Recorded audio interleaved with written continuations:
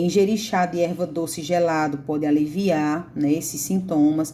É importante que ela, além de não se alimentar, por exemplo, no almoço, não tomar suco, não tomar água, nenhum líquido, ela também não se deite, né, logo após as refeições, que é para facilitar o processo de digestão, assim como é importante que ela fracione essas refeições, ou seja, se ela se alimenta 3 vezes ao dia, ela passa a ter 6 refeições: café da manhã, lanche, almoço, lanche, jantar e uma ceia, tá bom?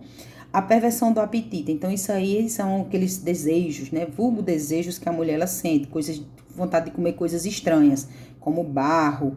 Tem mulher que fica só querendo chupar gelo. Tem até o exemplo aqui. Tem também outra coisa que teve uma vez uma mulher que eu fiz o pré-natal, ela comia sabonete. Fiquei besta, mas ela comia, né? E aí eu não tinha o que fazer. Dizia que não era bom, não era saudável, mas ela disse, mulher, mas é porque eu não consigo controlar. Então, né, fazer o quê?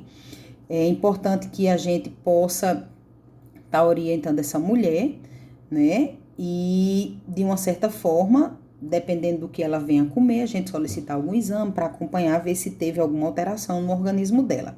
A questão da tontura e da vertigem, então ela tem uma tendência a ter hipoglicemia gestante, né? E eu sempre digo às gestantes que eu faço pré-natal, ele procure primeiro não sair de casa sem se alimentar e sempre levar alguma coisa na bolsa, para o lanche, para no momento que ela estiver se sentindo, não é fraca, tá certo? No momento que ela estiver se sentindo fraca, ela comer. E outra coisa, geralmente, quando a mulher ela tá sentada e ela tenta se levantar subitamente, seja da cama, de uma cadeira, coisas assim, ela pode ter essa tontura e pode cair. Isso é bem complicado, né? Não deve acontecer. A cefaleia também é bem comum, pode ser em decorrência da tensão, né? Da própria gestação, depende de tudo que norteia essa gravidez, se ela é desejada, se ela é uma gravidez, ou se essa mulher está passando por algum problema, tudo isso, né, interfere nesse sentido, tá bom? E principalmente a gente deve, se tiver cefaleia, a gente deve ver como é que tá a pressão dessa mulher. Se tiver alterada, a gente já deve ficar com as orelhas em pé.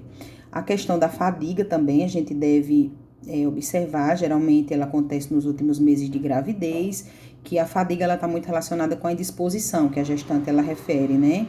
Principalmente também por causa da alteração postural, então a postura da mulher ela tende a ficar diferenciada, né?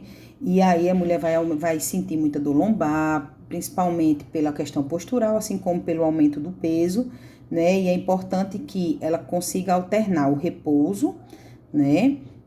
Com o trabalho, o repouso, a elevação dos membros inferiores, né? Para evitar algum problema. As câimbras também são muito frequentes, gente, na gravidez, principalmente nos últimos meses. Geralmente são nas panturrilhas que essas câimbras elas acontecem. A mulher ela pode estar sentada, deitada, do jeito que ela tiver, mas ela pode ter câimbra, tá? E o ideal é que essa mulher ela fique descalça e em pé, em uma superfície fria e massageie o local. Incentivar também a ingestão de alimentos ricos em cálcio, como ovo, leite, e potássio, como a banana, carambola, tá certo? É extremamente importante que isso aconteça.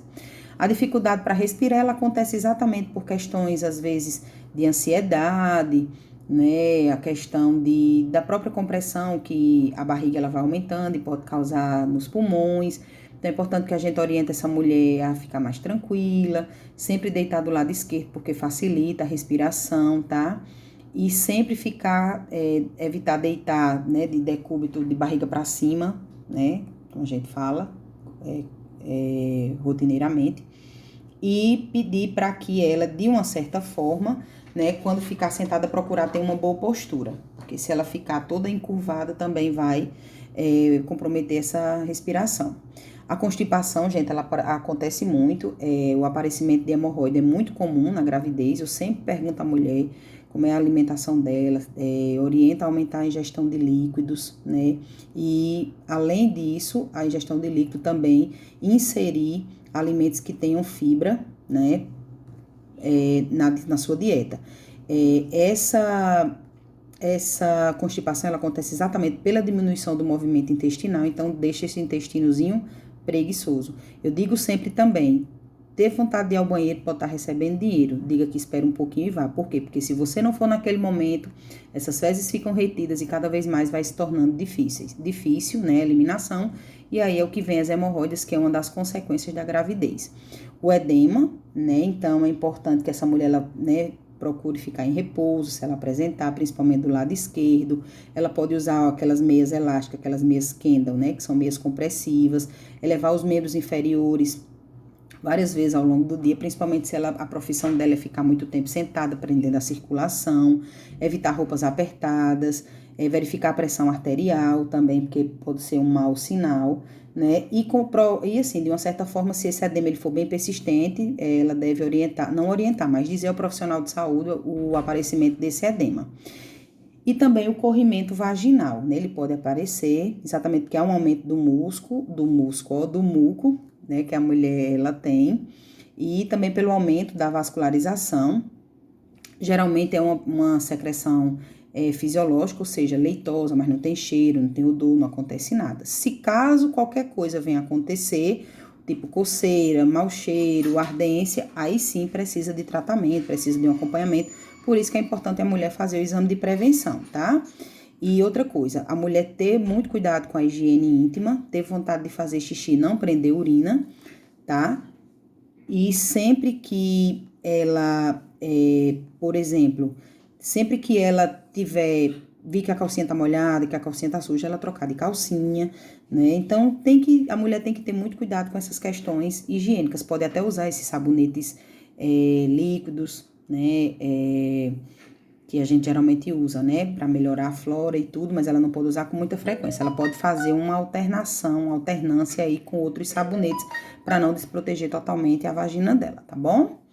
E aí os fatores de risco na gravidez. Então, são características individuais e condições sociodemográficas desfavoráveis, ou seja, a gente precisa ter cuidado quando a mulher ela tem menos de 15 anos e mais de 35, quando a ocupação dela, né, exige um esforço físico, uma carga horária exaustiva, uma rotatividade de horários, ou seja, não tem horários estabelecidos, quando ela tem exposição a agentes físicos, químicos e biológicos nocivos, o estresse também, né? Situação conjugal insegura, isso também é um fator de risco na gravidez, baixa escolaridade, condições ambientais desfavoráveis, altura menor que 1,45 m e o IMC evidenciando baixo peso, sobrepeso, obesidade. Então, tudo isso aqui é fator de risco para a gravidez. Assim como relacionada à história reprodutiva dela, se ela teve algum recém-nascido com crescimento retardado, né, pré-termo ou mal formado, né, se essa mulher ela teve um abortamento, se ela teve problemas, dificuldades para engravidar, se o intervalo, né, entre um parto e outro foi menor que 2 anos ou maior que 5 anos, ela nunca ter tido nenhum parto, ou ela ter tido muitos partos, isso é considerado um risco. Se ela teve uma síndrome hemorrágica ou hipertensiva, assim se ela teve alguma cirurgia anterior, principalmente com pouco tempo, né?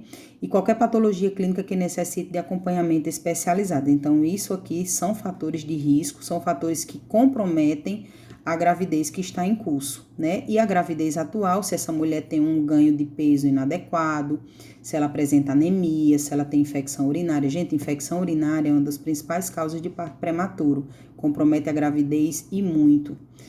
Restrição de crescimento intrauterino, se é gêmeo, a gravidez de gêmeos, né? Malformações fetais, entre outros. E muito obrigada pela atenção. Vou gravar o videozinho mostrando a data, como a gente calcula a data provável do parto.